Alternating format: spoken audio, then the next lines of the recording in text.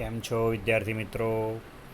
Aditi science સ્કૂલમાં હું Hitesh sir તમારું વિજ્ઞાનના લેક્ચરમાં સ્વાગત કરું છું. હવે આપણે વિજ્ઞાનની અંદર પર્યાવરણમાં આગળ સમજીએ. બરાબર, તમે આહાર જાળ અને આહાર શૃંખલા એની તૈયારી કરી દીધી હશે. હવે નેક્સ્ટ લેક્ચરની અંદર એટલે આજે આપણે 15.2નો ટૉપિક લઈએ. 15.2ની અંદર આપણું હેડિંગ શું છે કે આપણે પ્રવૃત્તિઓ જે કરીએ છીએ કોઈપણ પ્રકારની એક્ટિવિટીઝ એના દ્વારા પર્યાવરણને કેવી રીતે અસર પહોંચાડીએ છીએ. બરાબર, તો એમાં બે આપણે ભાગ વિશે સમજવાનું છે. તો પહેલાં અંદર જોઈએ કે શું કહેવા માગે છે. તો આપણે બધા પર્યાવરણના અંતર્ગત ભાગ સ્વરૂપે છે. પહેલી લાઈન, તેથી પર્યાવરણમાં થતું પરિવર્તન એ આપણને અસર પહોંચાડે છે. બરાબર, આપણે પર્યાવરણની સાથે જ રહીએ છીએ, જીવીએ છીએ, એટલે એ આપણી પ્રવૃત્તિઓ જે છે એ આપણી ચારે તરફના પર્યાવરણને અસર પહોંચાડે છે. હવે 9મા ધોરણમાં આપણે ભણી ગયા કે આપણી પ્રવૃત્તિ પર્યાવરણને કોઈને કોઈ પ્રકારે પ્રભાવિત તો કરે જ છે. હવે અત્યારે આ ચેપ્ટરમાં આ ભાગમાં આપણે બે સમસ્યાઓ વિશે શીખવાનું છે, એની ચર્ચા કરવાની છે. એમાં પહેલું છે ઓઝોનના સ્તરનું વિઘટન અને બીજું છે કચરાનું વ્યવસ્થાપન. બરાબર, એ બે ટૉપિક કરીશું એટલે લગભગ ઓલમોસ્ટ ચેપ્ટર પૂરો. નાનો પાઠ જ છે એટલે તમને બહુ વાંધો આવે નહીં તૈયારી કરવામાં. બરાબર, ચાલો તો હવે આપણે લઈએ પહેલું ઓઝોનના સ્તરનું વિસ્થાપન, એટલે કે તે કેવી રીતે વિઘટન પામે છે ઓઝોનનું સ્તર, અને વિઘટન પામીને એ આપણને કઈ રીતે અસર કરે છે અથવા તો પર્યાવરણને કઈ રીતે અસર કરે છે તે જોઈએ. તો તમે કદાચ સાંભળેલું હશે કે ઓઝોન એટલે એનું સૂત્ર છે O3. એમાં ઓક્સિજનના 3 પરમાણુ હોય. પરમાણુ શબ્દ જ્યારે આપણે બોલીએ ને એટલે ઓક્સિજન O એકલો જ, જે આપણે આવર્ત કોષ્ટક તૈયાર કર્યું હતું અને એમાં જે ઓક્સિજન O બોલતા હતા એ પરમાણુ સ્વરૂપે, તત્વ સ્વરૂપે. પછી બે પરમાણુ ભેગા થાય એટલે O2 એ અણુ બને, એને કહેવાય ઓક્સિજન વાયુ, જે આપણે પ્રાણવાયુ કહીએ છીએ. આપણા શ્વાસમાં જે ઓક્સિજન લઈએ છીએ તેની વાત. અને અત્યારે જે વાત છે તે ઓક્સિજન ત્રીજો ઉમેરાયો. તમે વિચારો કે બે જ ઓક્સિજન હોય એટલે O2 હોય, એ આપણા માટે પ્રાણવાયુ છે, જેને કહેવાય કે એ આપણને જીવંત રાખવા માટે જરૂરી છે ઓક્સિજન. બરાબર, જેનાથી આપણે જીવી શકીએ છીએ. પણ એ જ ઓક્સિજન બેનો કેટલો થઈ ગયો? 3, એટલે બની ગયો ઓઝોન વાયુ O3, અને એ આપણને નુકસાનકારક છે.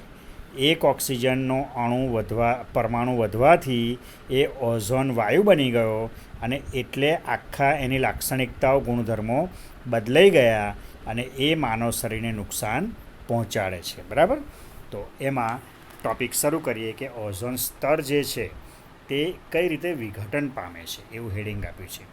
તો જે O3 ઓઝોન છે, પહેલી લાઈન, એનો અણુ ઓક્સિજનના પરમાણુ બનેલો છે. બરાબર, ઓઝોનનો અણુ જે O3 છે એ અણુ કહેવાય. એ ઓક્સિજનના કેટલા? 3 પરમાણુઓથી બનેલો છે. સામાન્ય જે ઓક્સિજન આપણે બોલીએ છીએ એના અણુમાં શું હોય છે? 2 જ પરમાણુ હોય છે. હમણાં જે વાત કરી O2, બરાબર, એમાં 2 જ પરમાણુ હોય છે. તે ઓક્સિજન જે છે એ બધા જ પ્રકારના જારક સજીવો માટે આવશ્યક છે. જારક સજીવો અને અજારક સજીવો. જારક શ્વસન, એકચ્યુઅલી શબ્દ જારકનો ત્યાં છે કે ઓક્સિજનની હાજરી જે હોય એમાં જે શ્વસન કરીએ એ જારક શ્વસન કહેવાય, અને ઓક્સિજનની ગેરહાજરી હોય તો એ અજારક કહેવાય. એટલે આપણને ઓક્સિજનની જરૂર છે, ઓક્સિજનની હાજરી આપણા માટે મહત્ત્વની છે, એટલે આપણે જારક સજીવો કહેવાઈએ. એ શબ્દ એ રીતે આપેલો છે. બરાબર, હવે ઓઝોન એ એક ઘાતક વિષ કયું છે. જુઓ, વિષ શબ્દ ખબર છે, બરાબર, ઝેર. ઓઝોન જે છે એ ઘાતક શબ્દ પાછો વાપર્યો, ઘાતક વિષ છે, એટલે આપણને ખૂબ જ નુકસાન પહોંચાડે. બરાબર, એવી રીતનું પ્રાણઘાતક જેને કહેવાય ને એવું વિષ છે, ઝેર છે. પણ વાતાવરણના ઉપરના સ્તરમાં એ ઓઝોન જે છે એ બહુ જ સારું કાર્ય પણ કરે છે. ઓઝોન વાયુનો આખો પટ્ટો વાતાવરણમાં ઉપર આવેલો છે, એવું તમે સાંભળેલું હશે, આવરણ છે. અને એ શું કરે છે? તો સૂર્યમાંથી જે પારજાંબલી કિરણો આવે છે આપણી પૃથ્વીની ઉપર, એનાથી આપણું શું કરે છે? રક્ષણ કરે છે. એટલે ઓઝોન વાયુ જે વાતાવરણમાં ઉપર રહેલો છે અને ખૂબ જ ઉપર ટોપ પર જ્યાં વાતાવરણનું લેયર પૂરું થવા આવે ત્યાં, અને સૂર્યમાંથી જે પ્રકાશના કિરણો આવે, સૂર્યપ્રકાશ જે પડે, સૂર્યનારાયણ દેવ સવારે ઉગે અને બપોર તકો પડે એની વાત છે. તો એ કિરણો એ ઓઝોન વાયુના લેયરમાં શોષાઈ જાય છે. કયા? પર્ટિક્યુલર પારજાંબલી કિરણો. એ ધ્યાન રાખજો. એ પારજાંબલી કિરણો પૃથ્વી સુધી પહોંચી શકતા નથી, અલ્ટ્રાવાયોલેટ. એટલે એ ઓઝોન વાયુનું સ્તર આપણને ત્યાં રક્ષણ આપે છે, આપણને બચાવે છે. હવે આગળ કે આ પારજાંબલી કિરણો જે છે, વિકિરણો, એ સજીવો માટે હાનિકારક છે. પારજાંબલી અલ્ટ્રાવાયોલેટ. અને એ આપણને એટલે કે માનવીમાં ઉદાહરણ આપ્યું છે ત્વચાનું કેન્સર, ચામડીનું કેન્સર પણ કરી શકે છે. બરાબર. ચાલો, હવે વાતાવરણમાં શું થયું? તો જે ઉપરનું ઉચ્ચ સ્તર છે એ અલ્ટ્રાવાયોલેટ કિરણોની અસરથી ત્યાં આગળ ઓઝોન વાયુ બની ગયો. O2નું O3માં રૂપાંતર થયું. હવે ધ્યાન આપજો હં ખાસ, હવેનો ટૉપિક ઇમ્પોર્ટન્ટ. તો જે ઉચ્ચ ઉર્જાવાળા પારજાંબલી વિકિરણો છે, સૂર્યના પ્રકાશમાં અલગ અલગ પ્રકારના તરંગો છે. દ્રશ્ય પ્રકાશ તરંગો, પાર રક્ત તરંગો, પછી આ પારજાંબલી તરંગો. એવી રીતે વિજ્ઞાનમાં અલગ અલગ વિભાગ પાડેલા છે વૈજ્ઞાનિકોએ. આપણને સીધા સૂર્યનો પ્રકાશ દેખાય, પણ એમાં અલગ અલગ પ્રકારના વિકિરણો હોય છે. એમાંના જે આ ઉચ્ચ ઉર્જાવાળા, એવો શબ્દ છે જો અંદર ત્રીજી લીટી, ઉચ્ચ ઉર્જાવાળા પારજાંબલી વિકિરણો છે તે ઓક્સિજન અણુઓ, એટલે શું? અણુ શબ્દ આવે ને એટલે O2 વિચારવાનું. ઓક્સિજન અણુઓ O2નું વિઘટન કરે છે. O2નું શું કરે છે? વિઘટન, ભાગ પાડે છે. એટલે આ જો સમીકરણ નીચે O2 પછી મોટો એરો કરવાનો, એનું વિઘટન થઈ ગયું. શેના દ્વારા? UV, ultraviolet. એના માટે યુવી શબ્દ વાપરે છે, કહેવાય પારજાંબલી. એ વિકિરણ ઉપર લખવાનું. અને ઓક્સિજનના 2 પરમાણુ છૂટા પડી ગયા, સ્વતંત્ર ઓક્સિજન O પરમાણુ બનાવે છે. કોણ? ઉચ્ચ ઉર્જાવાળા પારજાંબલી વિકિરણો શું કરે છે? ઓક્સિજન અણુ જે છે ને O2, એનું વિઘટન કરે છે અને સ્વતંત્ર ઓક્સિજનના પરમાણુ એટલે O બનાવે છે. એટલે ત્યાં જમણી બાજુ જુઓ O+O લખ્યું છે, આ બનાવ્યું. હવે શું થાય છે? જે ઓક્સિજનનો આ સ્વતંત્ર પરમાણુ છે, કોઈ પણ એક ધારો કે વિચારીએ, આ સ્વતંત્ર પરમાણુ થઈ ગયો એનો, એ ઓક્સિજનના અણુ સાથે સંયોજાય છે. જુઓ અહીંયા આ રીતે એ O અહીંયા આવી ગયો, અને ઓક્સિજનનો અણુ તો અહીં છે જ ઓલરેડી, ઓક્સિજન તો હવામાં, એટલે O2+ શું થયું? O, અને બની ગયો O3, ઓઝોન બની ગયો. આ પ્રમાણે ઉચ્ચ ઉર્જાવાળા પારજાંબલી વિકિરણો એ O2નું વિઘટન કરીને O બન્યો, અને એ જે O છૂટો પડ્યો સ્વતંત્ર પરમાણુ, એ ઓક્સિજનના અણુ એટલે O2 સાથે સંયોજાયો એટલે O+O2, એ સમીકરણમાં દર્શાવ્યા પ્રમાણે ઓઝોન અણુ બને છે. બરાબર. પછી તમારે ત્યાં નીચે ભૂરા રંગનું જે સમીકરણ આપ્યું છે તે લખવાનું. આ એરોવાળો ભાગ હું રહેવા દઉં છું હમણાં, આપણે એને હટાવતા નથી. ચલો, હવે થોડીક વાત છે સાધારણ, એમાંથી 1-2 માર્કના ઇમ્પોર્ટન્ટ પ્રશ્નો બની શકે. તો એ ધ્યાન આપજો કે 1980થી વાતાવરણમાં શું થયું છે? તો ઓઝોનની માત્રામાં ઝડપથી ઘટાડો થઈ રહ્યો છે. ક્યારથી? 1980થી. શરૂઆતમાં જે ઓઝોન વાયુનું સ્તર હતું ને, થોડુંક હું તમને સમજાવું એટલે ખ્યાલ આવે તમને ટૉપિક, એ ખૂબ જ સરસ હતું, વ્યવસ્થિત હતું, અને એમાં કોઈ પ્રોબ્લેમ નહોતો. પણ આ સૂર્યના પ્રકાશના પારજાંબલી કિરણો પડવાથી, અથવા તો સૂર્યના પ્રકાશના બધા જ કિરણો પડવાથી ઓઝોન વાયુના સ્તરમાં ગાબડા પડી ગયા. પછી આગળ એનું કારણ પણ આપ્યું છે, પરિબળ, એ આગળ શબ્દ આવે એટલે કહું છું. તો એ ગાબડા પડી ગયા એટલે વચ્ચે વચ્ચે ગાબડા એટલે સમજજો કે માની લો કે કોઈ કપડું હોય, બરાબર, આપણે મંડપમાં, લગ્ન પ્રસંગમાં મંડપ હોય છે, કે ઘરની સાદી ચાદર હોય, કોઈ પણ ઉદાહરણ વિચારજો.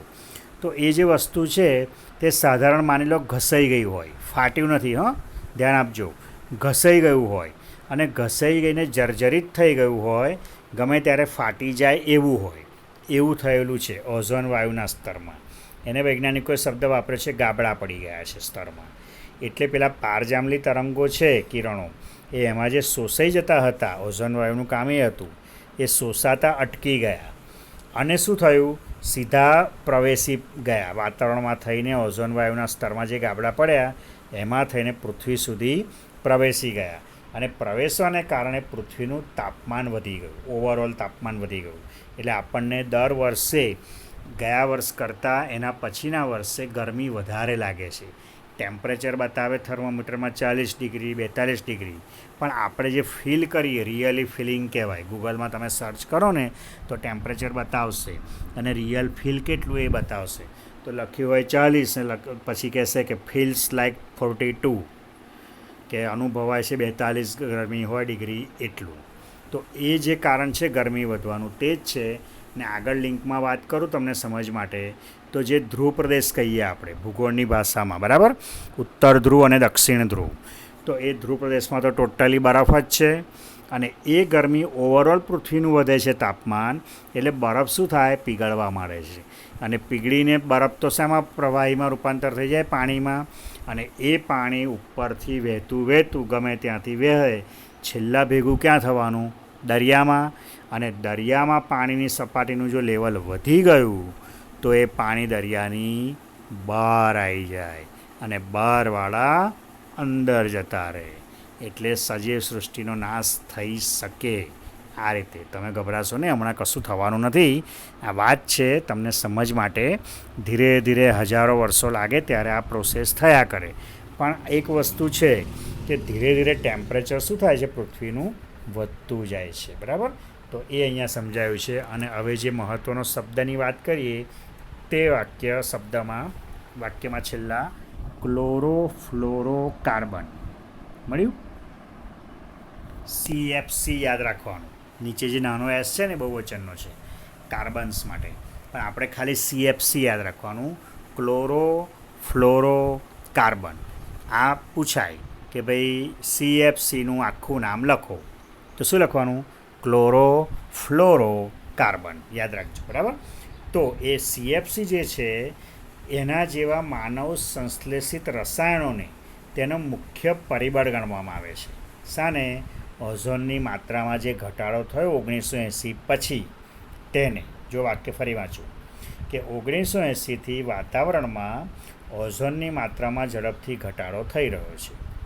ક્લોરોફ્લોરોકાર્બન એટલે કે CFC જેવા માનવ સંશ્લેષણને તેનો મુખ્ય પરિબળ ગણવામાં આવે છે. તેનો ઉપયોગ આપણે કરીએ છીએ રેફ્રિજરેટર તેમજ અગ્નિશમન, આ ફાયર એક્સટિંગ્યુશર આવે ને આપણે સ્કૂલમાં પણ છે આગ ઓલવવા માટેનું, બરાબર. તો એ અગ્નિશમન માટે એનો ઉપયોગ થાય છે. શેનો, CFCનો. અને રેફ્રિજરેટરની અંદર પણ એનો ઉપયોગ થાય છે. પછી 1987માં જે સંયુક્ત રાષ્ટ્ર પર્યાવરણ કાર્યક્રમ થયો, UNEP, United Nation Environmental Programme. આ નામ આખું યાદ રાખવાની જરૂર નથી, યુનેપનું આખું નામ નહીં પૂછાય, CFCનું પૂછી શકે, બરાબર. તો એ લોકોએ બધાએ ભેગા થઈને, સંયુક્ત રાષ્ટ્રનો મતલબ આખા બધા જ રાષ્ટ્ર એટલે બધા જ દેશના પર્યાવરણના પ્રોગ્રામમાં બધા જ નેતાઓ હાજર રહ્યા. અને ત્યાં સર્વાનુમતે એ લોકોએ નક્કી કર્યું કે CFCનું ઉત્પાદન 1986ના સ્તર પર જ સીમિત રાખવામાં આવે. તેનું ઉત્પાદન અટકાવી દીધું, કારણ કે એ ઓઝોન વાયુના સ્તરને નુકસાન કરતું હતું. પણ જે નુકસાન ઓલરેડી થઈ ગયું છે એ તો રિપેર થવાનું નથી, એટલા માટે આપણને ગરમીનો અનુભવ વધારે થતો રહે છે. અને એ લોકોએ હવે વિચાર્યું છે, આ તો તે વખતે એ નક્કી કર્યું કે સીમિત એટલે કંટ્રોલ કરીશું, પછી થોડા થોડા ઉત્પાદનની છૂટ આપેલી રાખેલી. જે પ્રમાણમાં ઉત્પાદન થતું હતું એમાં ઘટાડો કરેલો, ટોટલી બંધ કર્યું નહોતું. પણ હવે રેફ્રિજરેટર બનાવતી જે વિશ્વની પ્રત્યેક કંપનીઓ છે એ CFC મુક્ત રેફ્રિજરેટર બનાવવાનું ફરજિયાત કરી દીધું છે હવે હાલમાં. એટલે એવું સમજો કે ચોપડી બની ત્યારથી છેલ્લા 5-7 વર્ષથી, બરાબર. તો આ પ્રમાણે તમને ઓઝોન વાયુનો ટૉપિક પૂરો. એમાં શું સમજ્યા, ઓઝોનનું જે બન્યું ઘટન બરાબર. ઓઝોન વાયુનો જે આખો અણુ બન્યો તે ઉપર જે સમજાયું તે પ્રમાણે રિપીટ નથી કરતો, કારણ કે ઉપર 2-3 વાર હું બોલી જ ગયો છું. બીજું CFCનું આખું નામ જે કહ્યું તે ક્યારથી એની માત્રા ઘટી ગઈ અથવા તો ઓઝોન વાયુની માત્રામાં ઝડપથી ઘટાડાનું મુખ્ય કારણ શું છે, તો CFCનું આખું નામ તો ક્લોરોફ્લોરોકાર્બન. 87માં યુનેપ એ સંસ્થાઓએ નક્કી કર્યું કે ભાઈ આપણે એને લિમિટેડ બનાવીએ, સીમિત કરીએ, અને હાલના સંજોગોમાં જે રેફ્રિજરેટર બનાવતી કંપનીઓ છે એ દરેક કંપનીઓ CFC મુક્ત રેફ્રિજરેટર બનાવવાનું નક્કી કરે છે, એટલે ફરજિયાત એ લોકો માટે કરી દીધું છે, એવો કાયદો લાવી દીધો છે. પછી નીચે તો ખાલી ઓઝોનના વિઘટન માટે ઇન્ટરનેટ કે પુસ્તકાલયમાંથી તમે જાણકારી મેળવી લો, અને અલગ અલગ જાણકારી કરીને જે આપણને અહીંયા ઓઝોનના વિઘટનને ઓછો કરવામાં જે કંઈ કાયદા લાવ્યા એમાં કેટલો ફરક પડ્યો, શું થયું, એ પ્રવૃત્તિ માટે કયું છે. બરાબર. તો અહીંયા ઓઝોન વાયુનો આપણો અહીંયા ટૉપિક પૂરા સમીકરણવાળું. ત્વચાનું કેન્સર થાય છે તે પોઈન્ટ. બરાબર. O2માંથી વિઘટન થઈને જે એક O પરમાણુ છૂટો પડ્યો સ્વતંત્ર, એ ઓક્સિજનના અણુ O2 સાથે સંયોજીને O3 ઓઝોન બને છે. આ દરેક વસ્તુઓ ધ્યાનમાં રાખજો. અને જારક સજીવો માટે એ ઓક્સિજન વાયુ તરીકે ઉપયોગી છે, પ્રાણવાયુ, પણ ઓઝોન વાયુ એ ઘાતક છે, એ પણ પોઈન્ટ ધ્યાનમાં રાખજો. અને સૂર્યમાંથી આવતા પારજાંબલી વિકિરણોને એ આપણી પૃથ્વીને રક્ષણ આપે છે. આ પ્રમાણે ઓઝોન સ્તર, તેનું વિઘટન, તેની પ્રક્રિયા, એ ટૉપિક પૂરો થયો. હવે છેલ્લો ટૉપિક જે છે આપણા દ્વારા નિર્માણ પામતા કચરાનું પ્રબંધન, એ આપણે નેક્સ્ટ લેક્ચરમાં ભણીશું. બરાબર. ત્યાં સુધી બધાને ટાટા, બાય બાય.